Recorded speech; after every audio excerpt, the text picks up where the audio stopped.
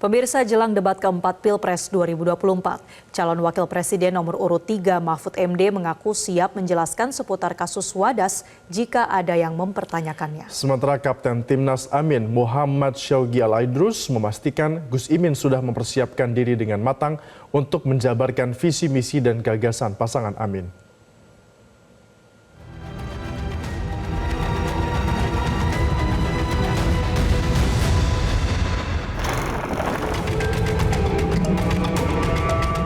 Calon Wakil Presiden Muhaimin Iskandar, Gibran Rakebuming Raka, serta Mahfud MD bakal mengikuti debat keempat Pilpres 2024 yang diselenggarakan KPU 21 Januari 2024 mendatang.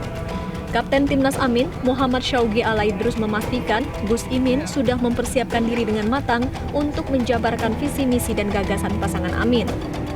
Syaugi Al-Aidrus berharap tak ada lagi singkatan-singkatan yang terjadi pada debat sebelumnya.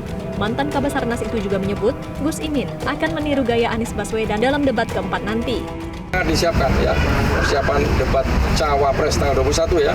Pak Muhaimin sudah menyiapkan diri dengan baik, apa topik-topiknya nanti disiapkan dengan baik. Mudah-mudahan tidak terjadi seperti yang lalu ada singkatan-singkatan. Ya, mudah-mudahan ini clear semua. Karena sudah diberi contoh sama Pak Anies debat ketiga kemarin. Terima kasih. Itu mentor Caimin siapa ya? Mentor Caimin ya Pak Anies. Kesiapan yang sama juga ditunjukkan calon wakil presiden nomor urut 3 Mahfud MD yang mengaku telah siap menghadapi debat keempat Pilpres 2024. Mahfud menyebut siap menjelaskan jika ada pertanyaan terkait kasus Wadas. Mahfud menyebut kasus Wadas yang dianggap isu pelanggaran HAM merupakan proyek strategis nasional yang justru akan menjadi ajang klarifikasi.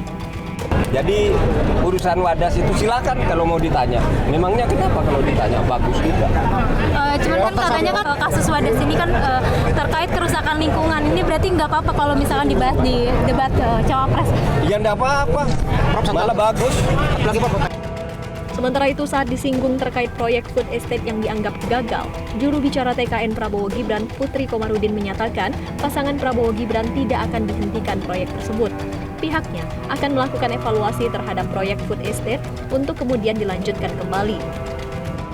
Tentu kita bisa terus mengevaluasi hasil yang sudah ada dan bisa benar-benar mendorong supaya program food estate ini bisa menjadikan sistem pertanian kita bisa lebih modern dan akhirnya kita bisa mewariskan lahan yang lebih bermanfaat dan juga produktif untuk generasi yang akan datang. Memang kalau dibilang tadi sama Mas Daniel ada beberapa kegagalan yang perlu dievaluasi, ya tentu evaluasi tersebut juga akan terus kita lakukan ke depannya, namun itu tidak menjadikan food estate ini sebagai sesuatu yang harus dihilangkan sama sekali tentunya. Debat keempat Pilpres 2024 yang akan mempertemukan para calon wakil presiden ini mengusung tema pembangunan berkelanjutan, sumber daya alam, lingkungan hidup, energi pangan, agraria, masyarakat adat dan desa. Para cawapres diharapkan bisa menggambarkan dengan jelas visi misi serta proyeksi pengelolaan lingkungan hidup dan sumber daya alam secara berkelanjutan hingga bisa menjamin kemakmuran rakyat Indonesia. Tim Liputan Metro TV. Pemirsa, debat Capres-Cawapres keempat hanya tinggal menunggu hari, tepatnya pada 21 Januari mendatang. Melihat debat Cawapres sebelumnya, nampaknya masih akan ada kejutan dari masing-masing kandidat. Meski begitu, ada beberapa hal yang perlu dievaluasi dan juga dipersiapkan untuk debat ke depan.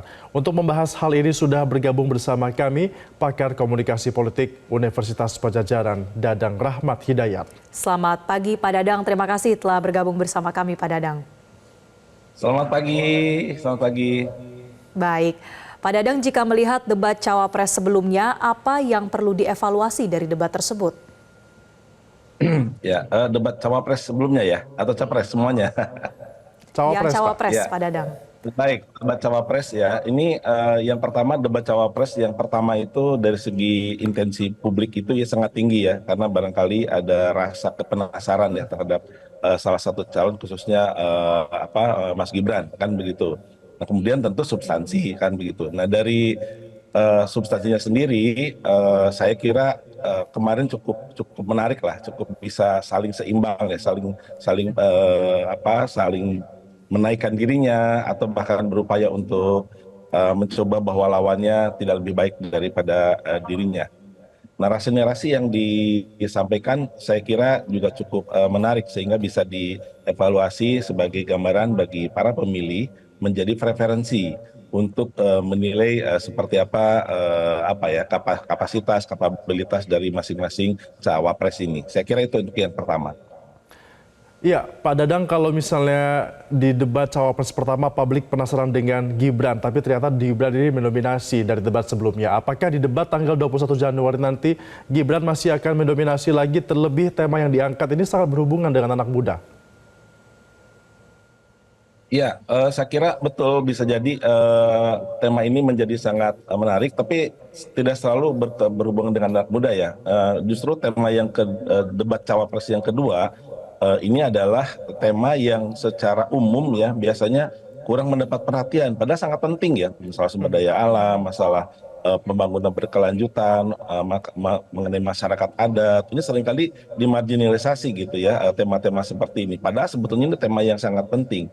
Nah justru betul bagi anak muda sebetulnya ini masa depan kan begitu tema-tema ini kan, tema-tema ini tema-tema masa depan begitu. Tapi bukan berarti anak muda yang sangat berkepentingan saja, tapi juga kita-kita yang sudah kolonial ya kira-kira gitu ya yang tidak anak muda justru bertanggung jawab gitu terhadap masalah-masalah ini, masalah kelanjutan alam kita, masalah lingkungan hidup, tentang masyarakat adat yang mungkin saja di beberapa tempat masyarakat adat ini termarginalisasikan juga. Jadi tidak hanya anak muda sebetulnya yang berkepentingan, tapi yang juga mempunyai otoritas, mempunyai action hari ini adalah justru di luar anak muda itu sendiri. Anak muda tentu harus mendapatkan peran yang cukup baik tentang isu-isu ini.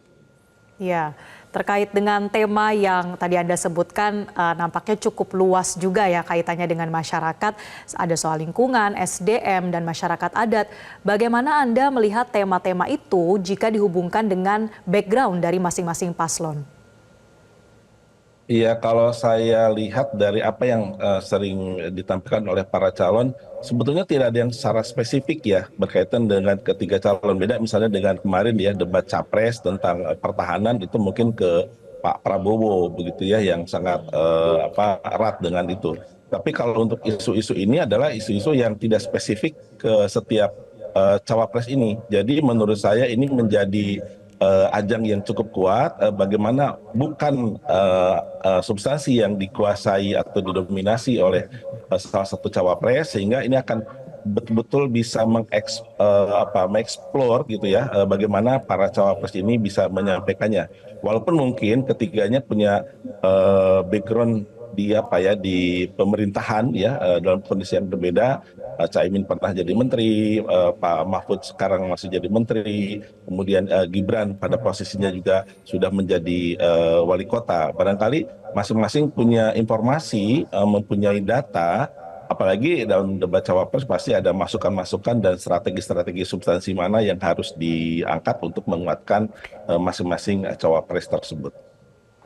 Ya Pak Dadang, kalau tadi Anda katakan tema debat ini bukan hal yang begitu dikuasai oleh masing-masing dari pasangan calon. Namun kalau misalnya kita melihat ada beberapa hal seperti food estate ataupun wadas yang masih berkaitan dengan salah satu paslon tersebut. Apakah ini bisa dijadikan semacam kelemahan bagi paslon tersebut?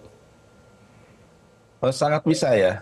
Jadi isu-isu seperti itu kan bagaimana, tapi juga bukan hanya soal substansi sih sebetulnya yang bisa menguatkan atau melemahkan salah satu calon ya cawapres dalam hal ini, tapi juga how to delivery-nya. Jadi bagaimana juga cara menyampaikannya, bagaimana bisa menukik gitu ya terhadap sesuatu yang bisa menguatkan dirinya atau melemahkan yang lain. Jadi bukan hanya substansi, tapi juga delivery metodenya atau delivery message-nya. Ini menjadi sangat penting. Tidak hanya substansi, Mas. Jadi tentu how to delivery ini juga bisa menguatkan bagaimana kompetensi public speech atau public debate-nya dari masing-masing cawapres ini. Ya, soal delivery juga penting ya, dan kalau belajar dari debat cawapres sebelumnya ini kan sempat ada penggunaan singkatan dan istilah yang asing, kemudian dievaluasi di debat capres atau debat ketiga. Nah, di debat kali ini menurut Anda apakah strategi-strategi menggunakan istilah yang sulit ini masih bisa diandalkan? Masih sangat mungkin ya, masih sangat mungkin sesuatu yang istilah yang sulit ya, atau sebetulnya itu umum di bidangnya, gitu ya. Misalnya masalah lingkungan hidup kan banyak tuh istilah-istilah asing begitu ya. Tapi kalau menurut saya istilah-istilah seperti itu bagusnya dijelaskan, dielaborasi gitu ya. Tidak hanya kepada cawapres ya, kepada cawapres lawannya, tetapi juga kepada publik. Justru nanti akan publik yang akan menilai dan bahkan mungkin juga secara tidak langsung publik akan melihat wah ini upaya untuk kalau kemarin ya semacam seolah-olah cheating gitu ya soal istilah supaya yang lain tidak tahu kemudian merasa dijatuhkan, tapi istilah-istilah ini sebetulnya bagi kepentingan publik sebaiknya disampaikan, termasuk juga istilah-istilah asing ya, sehingga publik itu bisa menilai oh ini yang dimaksud begitu ya. Saya kira itu penting ya dalam debat ini untuk juga tidak hanya bicara soal hubungan antara atau relasi komunikasi di antara cawapres, tetapi juga yang paling kuat adalah engagement dari cawapres itu dengan publik, penonton gitu, sehingga penonton bisa menilai apa sih kemampuan dari atau delivery message seperti apa yang dilakukan oleh masing-masing cawapres. Pak Dadang, kemudian sebelum debat ini sudah ada komunikasi yang dilakukan oleh masing-masing paslon kepada masyarakat, mulai dari mengatakan sudah siap akan debat, bahkan ada paslon juga yang mengatakan siap jika ditanyai hal-hal yang berkaitan dengan background dari mereka masing-masing. Dari komunikasi yang dilakukan ini, siapa kira-kira yang akan menonjol dan juga paling mendominasi di debat nanti menurut Anda? Ya, kalau saya kira sih masing-masing punya kelebihan dan kekurangannya ya. Ini memang jawaban yang sifatnya umum nih, karena memang kita tidak bisa mengestimasi seperti apa. Seperti kemarin kan juga selalu ada kejutan gitu ya. Nah, kejutan ini bisa sangat muncul dari tadi penguasaan substansi, kedua how to delivery, dan yang juga tidak kalah penting adalah bagaimana respon dari lawannya. Gitu kan ya. Ini tiga hal ini bisa sangat menentukan siapa yang akan menguasai substansi, delivery, dan bagaimana respon dari calon atau lawannya. Begitu. Saya kira ini penting ya untuk melihat nanti siapa yang bakal mendominasi. Misalnya soal delivery-nya satu cawapres itu bagus gitu ya, bagus delivery-nya, substansinya bagus, delivery-nya bagus, kemudian cawapres lawannya itu merespon dengan tidak baik begitu ya, tidak baik, maka cawapres tersebut yang merespon tersebut tentu akan dinilai tidak capable atau kurang unggul kan begitu. Tapi sebaliknya justru semacam attacking dari salah satu cawapres kalau direspon dengan sangat baik malah jadi counter attack gitu. Counter attack itu bagi sehingga ya siapa yang menyampaikan pertanyaan atau siapa yang menyampaikan message pertama itu malah bisa jadi ditembak dengan sangat baik oleh cawapres yang lainnya. Nah, disinilah tiga hal yang saya kira itu menjadi sangat penting untuk diperhatikan. Baik, kita nantikan apa strategi komunikasi yang akan digunakan dan juga peluru ya yang disiapkan oleh para calon wakil presiden di debat nanti. Terima kasih. Boleh nggak saya tambahkan? Baik, silakan singkat saja Pak Dadang. Ya, saya kira gini ya, ini debat capres-cawapres ini kan ditunggu oleh banyak pihak ya. Tapi kalau dari sisi publik termasuk juga saya berpikir bahwa yuk kita kedepankan komunikasi kebangsaan. Yang penting itu adalah bagaimana bangsa ini, masyarakat ini bisa memahami message dari para capres atau cawapres. Tidak hanya sekedar untuk kepentingan elektabilitasnya, tapi ada sesuatu yang lebih besar bagaimana komunikasi kebangsaan melalui debat capres-cawapres ini bisa diketengahkan. Karena sebetulnya kan ujungnya adalah kepentingan publik dan kepentingan bangsa dan negara. Saya kira itu tambahannya. Baik, demi kepentingan kebangsaan dalam pemilu ini. Terima kasih Pak Dadang Rahmat Hidayat, pakar komunikasi politik dari Universitas Padjadjaran telah bergabung bersama kami. Jelajahi cara baru mendapatkan informasi. Download Metro TV Extend sekarang.